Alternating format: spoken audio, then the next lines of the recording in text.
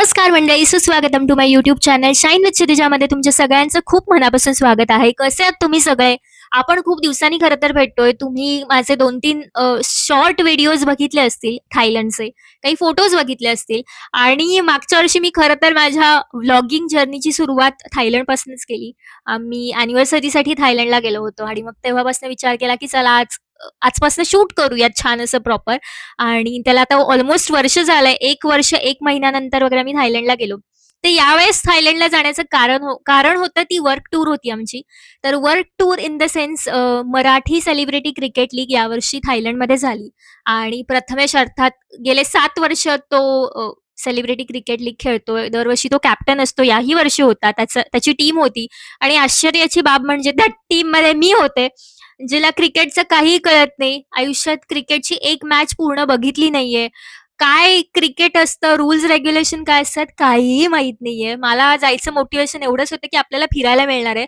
Match म्हणून काहीतरी खेळून यायचं आणि छान थायलंड फिरायचं हाच एक मोटो होता. पण मला सांगायला आवडेल, की माझ्या नवऱ्याने माझ्याकडनं इतकी छान तयारी करून घेतली, ती सुद्धा आदल्या अ, आदल्या संध्याकाळी आम्ही जेव्हा जेवायला गेलो होतो, आमचं सगळ्यांचं team success party kind of असं होतं. आम्ही जेवलो सगळेजण आणि तेव्हा जरा गांभीर्याने चर्चा सुरू झाली क्रिकेटबद्दल.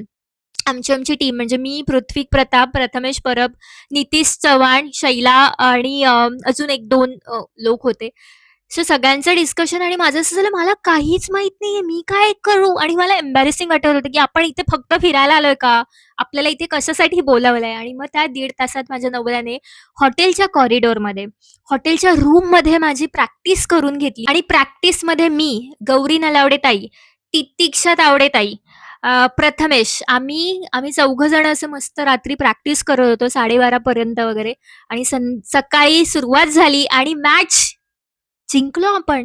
प्रथमेश जिंकला. 7 वर्षात पहिल्यांदा मॅच तो जिंकला आहे आणि मला बिलीव्ह होत नाही, की मला वुमन ऑफ द टूर्नामेंट मिळालं बेस्ट बॉलरचं.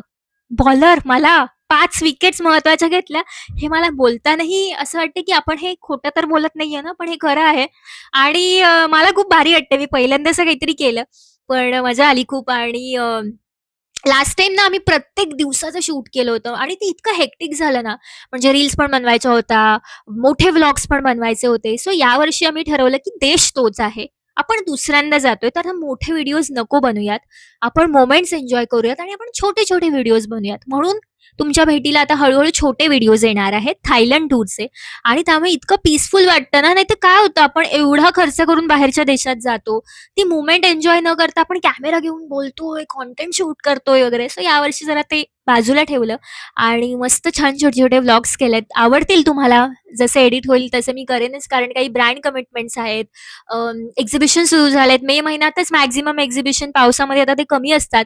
त्यामुळे ते काही व्हिडिओज आहेत. त्यामुळे वेळ लागेल पण हळू तुम्हाला फोटोज, व्हिडिओज नक्की बघायला मिळतील. या व्हिडिओमध्ये मी तुम्हाला 2 गोष्टींचा एक्सपिरियन्स सांगणार आहे. जसं मी आयुष्यात पहिल्यांदा क्रिकेट खेळले, तसं तुम्हाला थंबनेलवरून कळलं असेल, की पॅरासेलिंग जो काल व्हिडिओ मी पोस्ट केला होता आणि त्याला खूप सारे व्ह्यूज गेले, लाइक्स मिळाले. तर तो होता पॅरासेलिंग म्हणजे समुद्राच्या मध्यभागी जसं पॅराशूटने वरती जायचं आणि फिरायचं आणि मग परत खाली यायचं. फर्स्ट आणि सेकंड होतं तर कोरल सी वॉक समुद्राच्या खाली. तर त्या गोष्टींविषयी मी तुम्हाला सांगणार आहे, की हे किती खरंच वर्थ आहे का? किती खर्च येतो? काय एक्सपिरियन्स होता? तर मग आम्ही प्रॉपर गेलो समुद्रात. आम्ही तिथे म्हणजे समुद्रात म्हणजे खाली नाही गेलो. जिथे तो एक थांबा होता तिथे सगळेजण थांबले होते. त्यांनी आम्हाला त्या गाईडनी या 4 वॉटर स्पोर्ट्स ॲक्टिव्हिटीज होत्या त्या एक्सप्लेन केल्या. त्याच्यामध्ये पॅरासेलिंग होतं म्हणजे पॅराशूटच्या साहाय्याने समुद्राच्या मध्यभागी म्हणजे जेव्हा तुम्ही वरती जाता, तर तुम्हाला अथांग खाली निळाशार समुद्र दिसतो आणि बाकी काहीच नाही. समुद्रच दिसतो. कारण श्रीवर्धनला वगैरे मी बघितले पॅराशूट्स ते अगदी किनाऱ्याजवळ असायचे. त्याच्यामुळे फार भीती नसायची. पण हे अगदी मेन खोल समुद्राच्या वरती करणं जरा डिफिकल्ट होतं.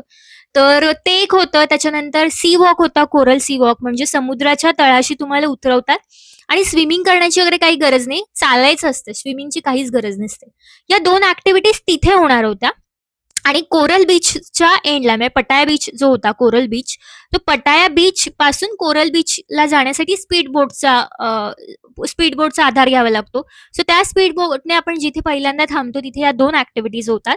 आणि पुढे गेल्यानंतर म्हणजे कोरल बीच जो किनारा आहे, तिकडे मग ते बोटिंग वगैरे जो नॉर्मल बनाना राईड वगैरे ते तर आम्ही ऑलरेडी केलं होतं. सो ते काही फार मला अट्रॅक्टिव्ह वाटलं नाही केल्यामुळे. तर आम्ही विचार केला प्रथमेश आणि मी, की आपण या 2 ॲक्टिव्हिटी करूयाच. आमच्यासोबत धनश्रीताई होती, धनश्री काडगावकर, राधाताई होती. पृथ्वीकने आमचे छान-छान व्हिडिओज काढलेत बाय द वे आणि पृथ्वी कोरल सी वॉकला होता आमच्यासोबत. पॅरासेलिंगला नव्हता. सो आम्ही मग छान ते सगळं ऐकून घेतलं आणि म्हणलं ठीक आहे आता आपण करूया. मग सुरुवात झाली पॅरासेलिंगपासनं. पॅरासेलिंगमध्ये अर्थात प्रथमेशला मी आधी एक मॉडेल ऑर्गॅनिझम म्हणून पाठवायचं, की बाबा तू जा, तू करून बघ आणि तू मला टिप्स आणि ट्रिक्स सांग, की कसं करायचं, व्यवस्थित आहे का, सेफ आहे का आणि मग आपण करूयात. आता या विषयीचे मी अनेक व्हिडिओज आधी बघितलेले, की असं ते पॅराशूट हवेत जातं, मग ती वायर केबल तुटते आणि मग ते खाली पडतात वगैरे. पण ट्रस्ट मी त्यावेळेला मला आणि प्रथमेशच्या मनात एकही असा विचार आला नाही, की हे तुटलं तर काय होईल? आपण पडलं तर काय होईल? आम्ही इतके पॉझिटिव्ह होतो, आम्ही हा विचार करण्याच्या पलीकडे होतो. आमचं असं होतं, की आपण हे करायचंय, एक्सपिरियन्स करायचंय. अनोळखी देश, अनोळखी लोक, त्यांची भाषा त्यांना इंग्लिशही नीट कळत नव्हतं. तरी माहीत नाही त्यावेळेला तो एक विश्वास आला, त्यांच्यावरती टाकून दिला आणि म्हटलं चला करूयात आणि ते छान झालं. प्रथमेशनं आधी केलं. त्याच्यानंतर मग मी केलं आणि ज्या क्षणी मी हवेत होते, वरती गेले, म्हणजे मला जसा पाण्याचा फोबिया आहे, तसा हाईटचा फोबिया पण आहे. पण जेव्हा मी वर गेले, मला 1 सेकंडसाठी पण भीती वाटली नाही आणि इतकं पीसफुल वाटत होतं, की आपण वरती आहोत. अथांग समुद्र आहे, छान हवा आहे आणि इतकं भारी असं वाटलं खाली येऊच नये. म्हणजे मला असं वाटलं ते म्हणतो ना आपण स्वर्गात जातात लोक आणि त्यांना शांत वाटतं. तर मला असं वाटलं, की हां, आता कळलं मला, की का लोकांना शांत वाटत असेल किंवा पुराणातनं आपण जे ऐकतो. पण इतकं अमेझिंग होतं, माइंड ब्लोइंग होतं. सो ही ॲक्टिव्हिटी होती. या ॲक्टिव्हिटीचे आय थिंक 800 बाथ त्यांनी चार्ज केले होते. आता 800 बाथ, एक बाथ म्हणजे 2.91 आय-एन-आर आपले आणि आता मी जस्ट मगाशी चेक केलं तर 2.92 आय-एन-आर होते. म्हणजे ₹2.92 म्हणजे त्यांचा एक बाथ. सो असं आता इंटू करायला लागेल 800. पण आम्ही ना या 2 ॲक्टिव्हिटी पॅकेजमध्ये घेतल्या. म्हणजे कोरल सी वॉक होतं 1600 बाथचं आणि हे 800चं होतं. सो त्यांनी कॉम्बिनेशन म्हणून आम्हाला 2000 बाथला दिलं तर म्हणजे 5,800 वगैरे काहीतरी येईल. 6,000 आपण टेंटेटिव्हली ऑन एन एव्हरेज पकडूया 2 ॲक्टिव्हिटीचे म्हणून. आपल्या इंडियन रुपीजमध्ये थाय बाथमध्ये ₹2,000 2,000 बाथ. तर ही पहिली ॲक्टिव्हिटी झाली. आम्ही खाली आलो. थोडंसं नॉर्मल झालं. त्याच्यानंतर तिथून मग आम्ही गेलो दुसऱ्या ॲक्टिव्हिटीसाठी म्हणजे थोडंसं अजून समुद्रातून स्पीड बोटने पुढच्या थांब्याच्या इथे. तिकडे गेल्यानंतर एक वेगळा एक्सपिरियन्स होता. तिकडे जे होतं तुम्हाला स्विमिंग करण्याची काही गरज नाही. स्विमिंगची गरजच नसते. हळू-हळू खाली उतरवतात आपल्याला. एक शिडी असते आणि त्यांनी ते ॲक्चुअली सेटअप केलेला असतो. आम्हाला वाटलं रँडम उतरवतात असं काही नसतं. दुसरं आहे कोरल सी वॉक. कोरल का तर कोरल बीच आणि सी वॉक म्हणजे समुद्राच्या तळाशी. आता फार तळं असं खोल वगैरे नसतं. एक साधारण 8 ते 9 मीटर वगैरे किंवा 8 ते 9 मीटर पण नाही म्हणण्यापेक्षा फिट असेल. I think I don't know किती म्हणजे मला त्याचं कॅल्क्युलेशन कळत नाही. पण फार खोल नव्हतं. मलाही पाण्याची भीती वाटते, पण इतकं काही खोल नव्हतं. आता स्विमिंग पूलमध्ये पाय ठेवायला पण भीती वाटते. आता समुद्राच्या तळाशी जायचं, पण सेम टाईमला तिथेही भीती वाटली नाही, की आता हे कसं होणार? काय होणार? मी कसं करणार आहे? आम्ही मस्त केलं. अगेन प्रथमेशलाच खाली आधी पाठवलं, तो गेला. तिथे जे म्हणजे असे खाली उतरायला असतात ना पायऱ्या, हळू-हळू एक स्टेप, एक स्टेप खाली उतरा, खाली उतरा, खाली उतरा आणि जसं पाणी इथपर्यंत येतं गळ्यापर्यंत, ठीक आहे. मग ना असं गोल सिलेंड्रिकल ऑक्सिजन मास्क असतो तो वरती ठेवतात. त्याला वरती सिलेंडरला कनेक्टेड केबल असते आणि मग तुम्हाला खाली असं झपकन खेचतात. खाली ऑलरेडी त्यांचे 2-3 बॉडीगार्ड नाही म्हणता येणार, ट्रेनर्स जे आहेत ते सिलेंडर मास्क विथ असतात. जेव्हा तो जो मास्क जे गोल घालतात ना सिलेंडरसारखा आपल्या चेहऱ्यावरती, तुमचा मेकअपही घालत नाही. तुमचा हा जो भाग आहे एवढा-एवढा, त्याला पाण्याचा स्पर्शही होत नाही. ते इतकं व्यवस्थित असतं. फक्त इतकंच या दोन्ही ॲक्टिव्हिटीच्या आधी अर्थात या रिस्की ॲक्टिव्हिटीज आहेत. यू नेव्हर नो म्हणजे तुम्ही किती रिस्क, प्रिकॉशन्स या सगळ्या गोष्टी घेतल्या तरी ॲट द एंड तुम्हाला स्वतःला साइन करायलाच लागते, की तुम्ही तुमची प्रिकॉशन स्वतः घेताय. सो साइन केली होती आम्ही. फक्त ही जी ॲक्टिव्हिटी आहे समुद्राच्या खाली जायचंय कारण ते गोल तुम्हाला मास्क घातलेलं असतं.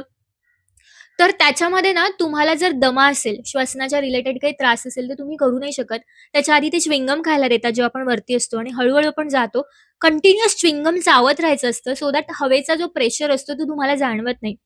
मला असं झालं जेव्हा तो मास्क घातला म्हणजे या मोमेंटला तो असा घातला, पटकन खालून पाय ओढले, दोन्ही पाय आणि असं झर असं कानात काहीतरी झालं आणि मला असं झालं, की नाही आता मी नाही हे करू शकत. कारण आवाज इतका भयानक येत होता, कानाला दडे गेले, एकदम लिटरली दडे गेले आणि माझं असं झालं, बापरे! काय होणार आहे? तर त्या लोकांनी आम्हाला आधीच सांगितलेलं, की तुम्ही जर खाली गेल्यावर ओके असाल, तर तुम्ही हे साइन करायचं, की ओके, ओके.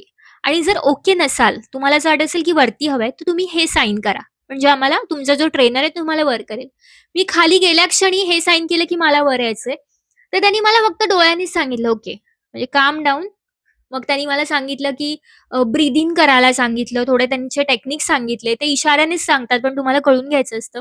त्याच्यानंतर खाली गेलो, मग स्मूथ होतं. मग खाली प्रथमेश होता. मग आम्हाला असं हाताने पकडायला सांगितलेलं चेन 5-6 लोकांची. मग माझ्यानंतर पृथ्वीक आला. मग प्रथमेश, मी, पृथ्वी आणि मग अजून जे बाकी आमचे जे टीम मेंबर्स होते, आम्ही 6-7 जण छान खाली उभे होतो. ते झाल्यानंतर त्यांनी ऑलरेडी एक सेटअप करून ठेवला होता. इनिशियली मला वाटलं हे सगळं नॅचरल आहे. ते नॅचरलच आहे, पण त्या नॅचरल गोष्टींना सेटअपमध्ये कन्व्हर्ट केलं. म्हणजे खाली जे पोवळ वगैरे दिसतायत, कलरफुल जी झाडं वगैरे दिसतात, तो असं छान चौरस आकृती, फरशी वगैरे वरती तो सेटअप केलाय. जिथे तुमचे फोटोज काढतात, व्हिडिओज काढतात, पोजेस वगैरे ते लोक द्यायला लावतात. तिथून झालं की थोडंसं टर्न करत चालत जायचं 1-2-3 मिनिटावरती. मग हातात तुम्हाला ब्रेड देतात. मग तो ब्रेड हळू टाकला की मासे येतात अंगावरती.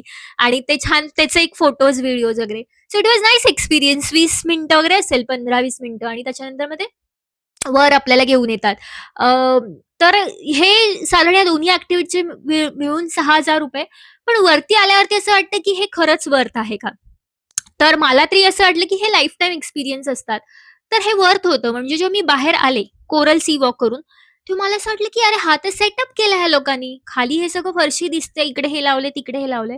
पण तो सेटअप करणं सुद्धा रिस्की असतं. तुमच्यासोबत 4 लोकं मोठे-मोठे ऑक्सिजन सिलेंडर घेऊन पर पर्सनला 1 ट्रेनर दिलेला असतो पर पर्सन. असं नाही, की 8-9 लोकं एकदाच गेलेत, मग सगळ्यांना मिळून 4 लोकं बघतात, नाही. प्रत्येकाला सो तुम्ही जरी 15-20 मिनिटं पाण्याखाली असाल आणि आल्यावर आपण म्हणतो, की काय आहे 20 मिनिटाचे एवढे पैसे घेतले वगैरे असं वाटतं. मलाही वाटलं.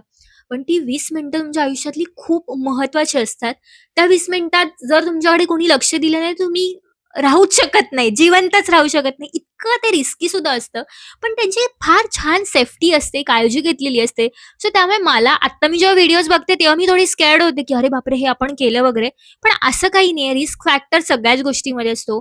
आता सगळ्यात आपण कुठे ट्रस्ट करतोय, आपलं नशीब किती बलवत्तर आहे, त्या सगळ्या गोष्टींवर पण ठरतं. तर त्यामुळे असं सगळं आहे. दोन्ही ॲक्टिव्हिटीजमध्ये मजा आली आणि खरं तर लाईफटाईम एक्सपिरियन्स आहे. मला असं वाटतं एक्सपिरियन्समध्ये पैसे गुंतवावेत. आयुष्यभर राहतील कारण कदाचित 6,000 कमवता येतील नंतर, पण परत मला माहीत नाही मी परत थायलंडला जाणार आहे का? परत मी जाऊन ही ॲक्टिव्हिटी करणार आहे का? You never know.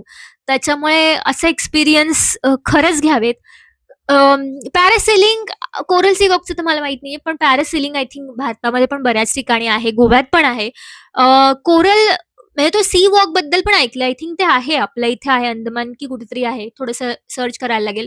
पण जेव्हा-केव्हा तुम्हाला हे कुठेही भेटेल. भारतात मिळालं तर ते जरा कमी एक्सपेन्सिव्ह असेल. हे नक्की करा. लाईफटाईम एक्सपिरियन्स आहे. मला स्विमिंग येत नाही, मला पाण्याची भीती वाटते, उंचीची भीती वाटते, तरीही मी केलं. तर फक्त आतून एक असं असायला पाहिजे, की मलाही करायची ही मोमेंट मला जगायची तर येस, या 2 ॲक्टिव्हिटीज होत्या. अजून आमचा बँकॉकचा एक्सपिरियन्स यावेळेचा काय आहे, जरी आम्ही व्हिडिओज, शॉर्ट व्हिडिओज टाकत असलो, तरीही एकदा मी प्रथमेशला सुद्धा आपल्या चॅनलवर आणणार आहे आणि आमचा क्रिकेटचा एक्सपिरियन्स, मजा-मस्ती मी तुमच्यासोबत नक्की शेअर करणार आहे. ऑल्सो बाकी बँकॉकबद्दलच्या गोष्टी तुम्हाला जाणून घ्यायच्या असतील, ओव्हरऑल ट्रिपचा खर्च काय येतो, कसं जायचं, ट्रॅव्हल टूरसोबत जायचं, इंडिव्हिज्युअली जायचं, काय शॉपिंग करण्यासारखं छान आहे, कुठल्या सीझनला जायचं, हे जर का सगळं तुम्हाला डिटेलमध्ये हवं असेल, आम्ही 2दा गेलोय, सो आमचा 2 वेळचा वेगवेगळा एक्सपिरियन्स आहे. हे जर तुम्हाला हवं असेल तर या व्हिडिओसाठी तुम्हाला परत एकदा कमेंट करायला लागेल. सो त्याच्यासाठी तुम्हाला बँकॉकचा अनुभव असं कमेंट सेक्शनमध्ये लिहायला लागेल. सो आम्ही डिटेल व्हिडिओ मी आणि प्रथमेश मिळून करूच. सो जेवढ्या मॅक्सिमम कमेंट्स येतील तितक्याच पटापट हा व्हिडिओ येणार आहे. ऑल्सो अजून अजून काही शॉर्ट व्हिडिओज बनवते. बँकॉकमधनं बरंच शॉपिंग केलंय ना, ते तुम्हाला दाखवायचंय मला. स्किन केअर, मेकअप इतकं काही-काही उचलून आणलंय मी. सो ते पण दाखवणार आहे. तोपर्यंत व्हिडिओ आवडल्यास लाईक करा, शेअर करा, कमेंट करा, सबस्क्राईब करा. व्हिडिओचा आनंद घ्यायला विसरू नका. Till then okay bye.